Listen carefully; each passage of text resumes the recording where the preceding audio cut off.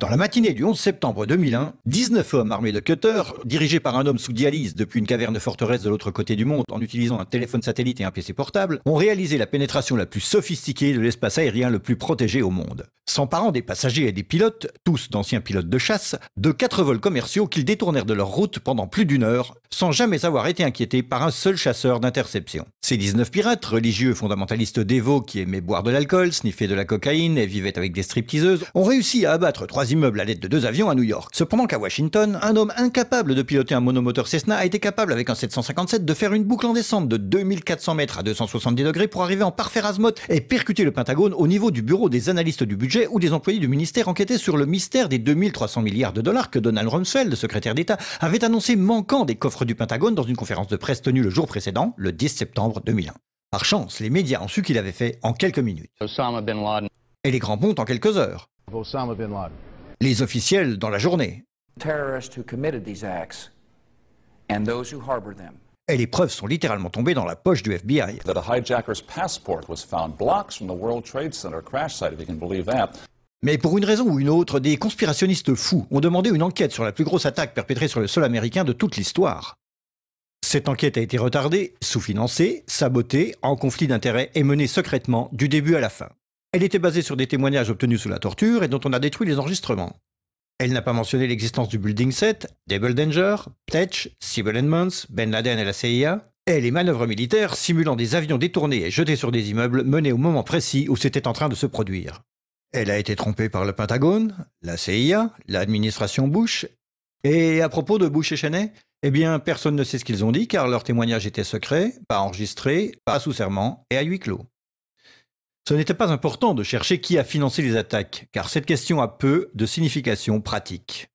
Cependant, la commission d'enquête du 11 septembre a brillamment répondu à toutes les questions du public, excepté la plupart de celles posées par les familles des victimes, et a pu pointer les fautes des personnes responsables, bien qu'aucune n'ait perdu son boulot, déterminant que ces attaques étaient dues à... failure of imagination. Parce que...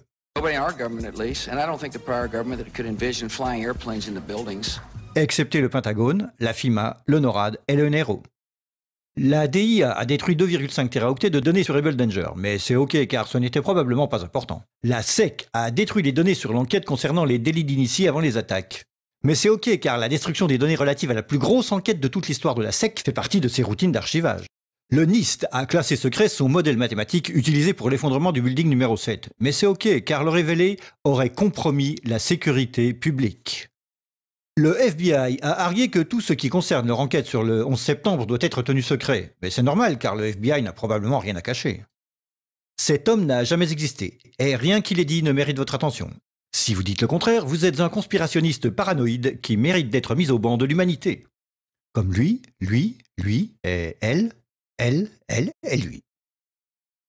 Ben Laden a vécu dans une grotte forteresse des montagnes d'Afghanistan, mais il a pu s'échapper. Puis il s'est caché à Tora Bora, mais il a pu s'échapper. Puis il a vécu 10 années à Abbottabad, mettant en échec le réseau d'espionnage le plus efficace et le plus sophistiqué du monde et de l'histoire, tout en publiant vidéo sur vidéo en totale impunité, rajeunissant au gré des vidéos réalisées, avant d'être capturé par un vaillant commando de Navy SEAL dans une opération non filmée, durant laquelle il n'a pas résisté ou peut-être utilisé sa femme comme bouclier humain, et pendant laquelle ces as des forces spéciales ont paniqué et tué cet homme désarmé, censé être la meilleure source d'information de la planète concernant le terrorisme. Puis ils l'ont jeté dans l'océan avant d'en parler à quiconque. Puis 2 douzaines de membres de ce commando ont péri dans un crash d'hélicoptère en Afghanistan. Ceci est l'histoire du 11 septembre, comme elle vous est rapportée par les médias qui vous ont dit la pure vérité sur... Et... They took the babies out of the incubators. Et... Mobile production facilities. Et... The rescue of Jessica Lynch. Si vous avez un doute sur cette histoire, vous êtes une chure de rat, un paranoïaque, un cinglé, vous détestez les chiens et les enfants et vous serez conspué par le monde entier. Si vous aimez votre pays et la liberté, la joie, les arcs-en-ciel, le rock, les chiots, les tartes aux pommes et votre grand-mère, alors vous n'émettrez jamais le moindre doute sur aucune des parties de cette histoire, à personne, jamais. C'était une annonce publique sponsorisée par les amis du FBI, de la CIA, NSA, DIA, SEC, MSM, Maison-Blanche, NIST et de la Commission sur le 11 septembre.